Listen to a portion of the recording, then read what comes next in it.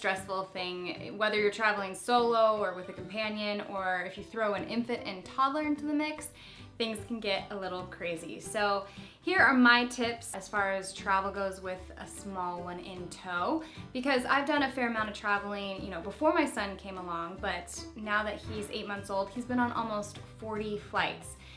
We started traveling with him at 2 months and he's now 8 months. So in a 6-month span, yes, this is kind of on the high end of the spectrum, but I've gained so much knowledge with each and every trip, so I thought I'd pass it along to you. And I have 2 really good friends that are traveling for the first time with their small children and hit me up just asking my advice. So this is what I passed along to them, and now I'm giving it to you. So hope you enjoy, and let's fly right into it. First up, check your stroller and your car seat. Easy peasy, it's free, it does not count as your checked luggage. So get one of those bags from Bye Bye Baby. I have the JL Childress version, and it's 20 bucks, and you can just stuff that thing with whatever. Your shoes, a baby bumbo, an extra set of sheets, whatever you need to put in there, because it's free and it's a little trick to get away with, you know, paying that stupid 25 bucks if you're not on Southwest. Next, get a good baby carrier and wear your baby through security. So once you've checked everything, you'll have your diaper bag and your carry-on, and then you carry your baby through a baby katan, a wrap, a sling, whatever you use. Now I use the Baby Ergo 360 because Camden faces out and he likes to look at things. But that is amazing. You just wear that through the metal detector. You don't have to go through the x-ray machine. But yeah, if you have anything that you don't want to go through the x-ray, such as formula or breast milk or frozen packed foods or food pouches, anything that is used to feed your baby, just have that separate, and then tell the people you want to hand check, and they'll check it separately, and you can watch and make sure. They'll kind of give you some flack, some people will at least, and say, no, send it through the x-ray, it's fine. Well, just say, I don't want it to. If you don't care, skip this step.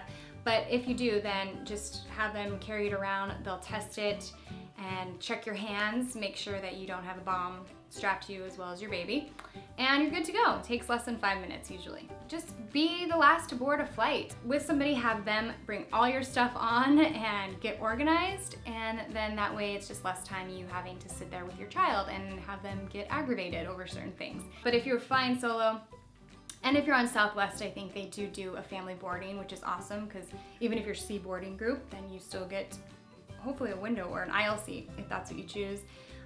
And you won't have to sit middle seat.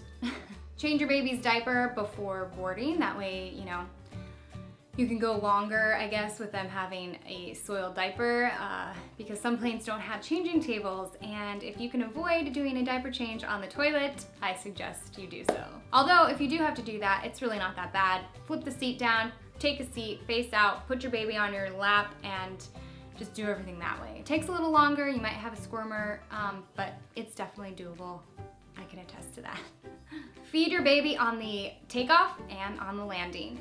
Make sure that you're nursing or they have a bottle, and that they're constantly sucking. My biggest tip for this is when you're landing, the descent can take a lot less time than you think. So when you hear that bell go off and it says, hi, we're in our initial descent, we're gonna pick up trash, da da da da, put your baby on the boob or stick a nipple in their face, because that's when you want to start. And it's just, the descent, just, you drop altitude so much faster, and that's when your babies can really have their ears affected. So when you hear those screaming babies when you're about to land after a 3-hour flight, it's probably why. Keep them entertained with a small toy. Just remember to pack light. Bring something that's new if they're a little bit older. Stickers are cool.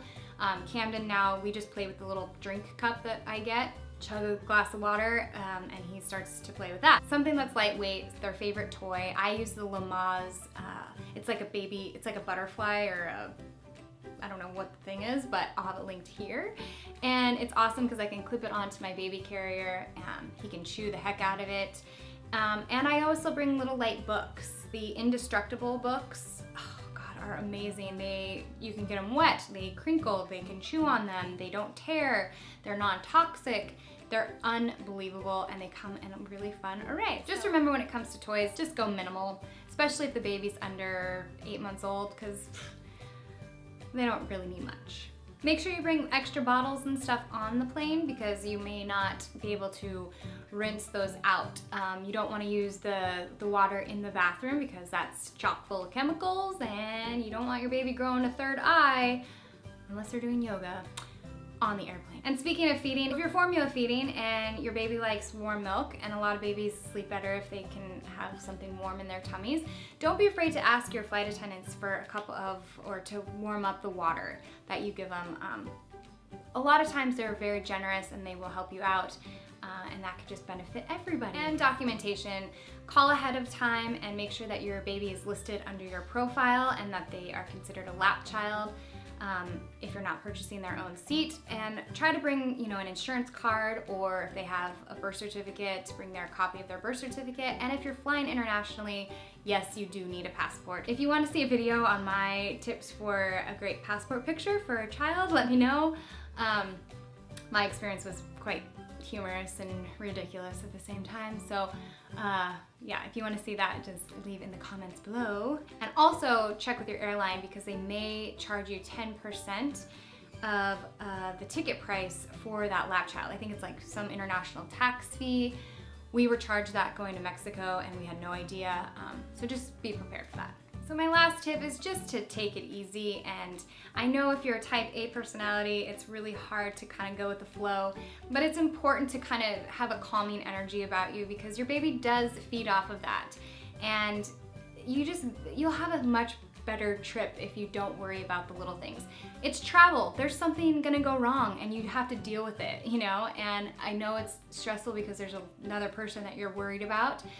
But there's gonna be germs. They might lick the floor of the airport. Like, you can't sanitize everything, but do your best, and hopefully these tips have helped you along the way. Just remember that you're traveling with your child, and that is a luxury, and it's a gift that you're giving them, and just think of that in the back of your mind when, you know, you're changing a poopy diaper in a bathroom with no changing table, that the experience that your child is gaining and the memories and stuff that you're building are just so valuable, and hopefully that gets you through your stressful moments. So if you guys have any tips that you want to pass along to anybody watching, or just to give to me because I may have missed something and can use it on my next flight, please let me know in the comments below. And again, I hope this helped you out, and good luck and travel safe and enjoy your time with your baby. See you in my next video on Monday. Bye guys.